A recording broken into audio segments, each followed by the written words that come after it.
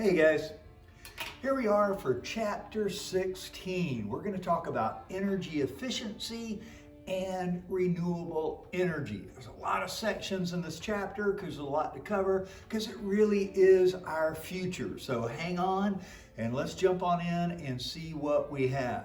Today, chapter 16.1, we're going to talk about a new energy transition. But as is the case with every chapter, right off the bat, we're going to talk about a case study. The case study here is saving energy and money. Right now, currently in the United States of America, one of our most technologically advanced countries in the world, 43% of the money that we spend on energy is unnecessarily wasted. All right, it's just, we're not being efficient enough. What are some of these sources of waste? Where is this energy going, if you will? Well, our gasoline in our cars. Most of our cars are not very efficient. Now, they're a lot more efficient than when I was a kid and started to drive. Cars only got 12, 13 miles to the gallon sometimes if you got like a big one. The best cars were getting around 20. Well, today almost all our cars get better than 20 and some get up to 30, 40. And then when you get into your hybrids, they can get really good, 45, 50. Still, there's an awful lot of waste. Sound energy, heat energy, this is energy that we're creating, but it's not going in to move the vehicle. So anyway, waste. Air leaks, just heat loss from our house and our buildings. My house was built in 1985, and it was not built with really good standards of high efficiency, if you will. And the windows are just horrible. I've never really gotten around to do it. Where we live in Florida, fortunately, we don't have to use a lot of heat, but in the air conditioning months, we have. There's some things we've done to improve it, but honestly, I really need to change my windows out because they're just single pane metal. They're terrible. They're just not good.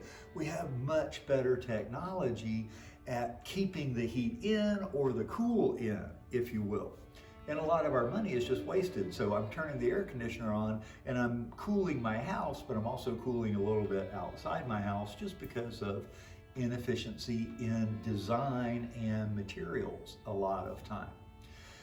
There are a lot of easy and cost-effective solutions. You can't just caulk home windows and doors. If you've got drafts or cracks around, we've tried to put weather stripping in all these places that we can and adding more insulation. Like in my case, my house, the best thing I could do right now would be to replace my windows. It would save me money in the long run, and this is always what you're trying to balance.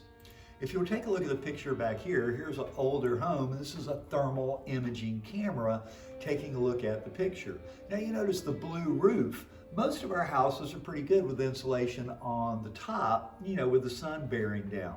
But you notice on the side of this, and especially around the windows where it's getting white, that's a lot of heat escaping from that house. This house just isn't very well insulated.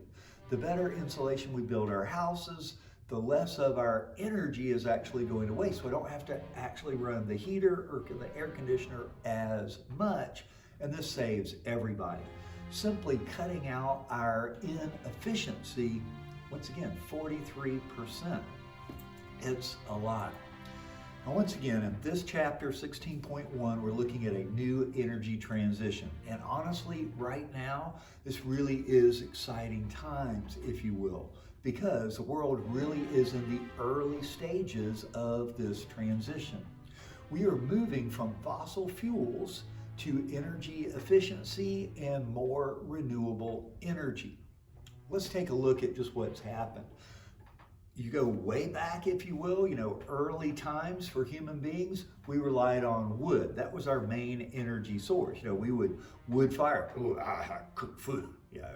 Cavemen didn't speak like this, but you get the idea. If we're going to cook something, we made a fire. When I go camping, we still do that sometimes. Usually I take my camp stove and I'm going to cook. I actually use a camp stove. It's a lot more efficient, but we still make the fire. It's kind of nostalgia, right?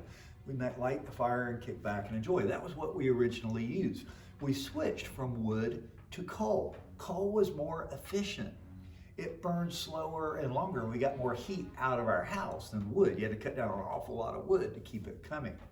Then we moved from coal to oil. Remember our old steamships? We used to throw coal down in the steamships to motor up and down the Mississippi or even across the oceans. Well, we moved from coal to oil. We switched to oil, and then we switched to really a blend. What we've been using, say for the past 50, 60 years before, has been a mix of oil, coal, and natural gas. We kind of went from one to the other, and now we've been doing a blend of all three. Each one of these transitions took a good 50 years. Like we were mainly using wood, and we started to find coal and use it.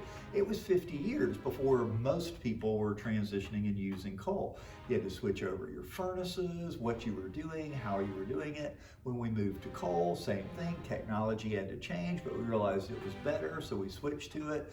And we started using things with natural gas and a blend of all of them. Now, our renewable energy sources have gotten good enough that a lot of people are switching to them. And this is that transition that we're talking about. Currently, we are across the world, not just in America, everywhere. We're moving more to solar. Wind power has been the greatest advances in the last 15 years or so. Geothermal and hydroelectric. All of these are clean energy sources, and they are renewable. They keep coming back and back and back. And we're beginning to switch more to these than our others. And it's going to take time, but we're in the throes of it right now. What you see with people arguing that it's the same thing we've done over and over with different technologies. But the really great thing about this one is these are clean technologies, and they're technologies that everybody can use. The coal and oil, a lot of times we were dictated on one large centralized power company providing it that we had to get it from. Not so much with some of these renewables. Now, this energy transition can be made on a few different things. Once again, we want to up our efficiency and reduce waste. And once again, 43% is waste, right? Now, some waste is going to occur due to the laws of thermodynamics. We take anything that's a high energy source and we use it, we're left with a lower energy remains, if you will. So we get really high quality energy from the sun, we can convert it to electricity, but there's some loss along the way. The 40% we're talking about isn't due to the laws of thermodynamics, that's just inefficiency. So we want to up our efficiency so that we don't waste anything that we can. We need to decrease our dependence on fossil fuels, not get rid of them. They're not going to go away. We're still going to need them for certain things or for rainy days, if you will, right? But we want to cut our dependence. We want to have them as backups, not as what we're dependent on. So we're not talking about getting rid of them, but we are talking about cutting their use way, way down, which also allows them to stretch much, much longer. What we want to do is rely on a mix of renewable energy sources. Not one of them is going to be the magic bullet. There is no magic bullet. There's no silver bullet that's going to kill the werewolf of fossil fuels. It's all of them. We're going to be using some solar, some wind, some hydro, all of it. And we have some new technologies coming on the horizon as well. But as we start putting more money and research into the renewable energies, we will see them get better and better and better, and we'll see more and more use, and the fossil fuel use will get lower and lower and lower. It's always going to be there, but our goal is to get it very minimal and more of our renewables, going in with the principles of scientific renewability. The more we can depend on the sun, the way nature does it, the better off we'll be. We need to develop smart grids, and we already are. What do I mean by a smart grid? Our electricity grid. Currently, most of our electricity grids out there are run by one big power plant, and then the energy comes out from that, and we all buy our energy from the singular power company. Well, in a smart grid, they're much smaller, and instead of just one big power company, we're all developing power. I've got some solar panels up on my roof providing power for my home, and any extra can go off to somebody else's home. So it's going to be where all of us are generating little bits of energy ourselves from these renewable sources, tying into a smarter grid, being more efficient. We're not having to take electricity miles and miles away from the big factory. Electricity can stay much more locally and be used by everybody, and we get less waste. The longer electricity travels across a power line, the more energy we lose from it in efficiency. Smaller, smarter grids are going to be a big key.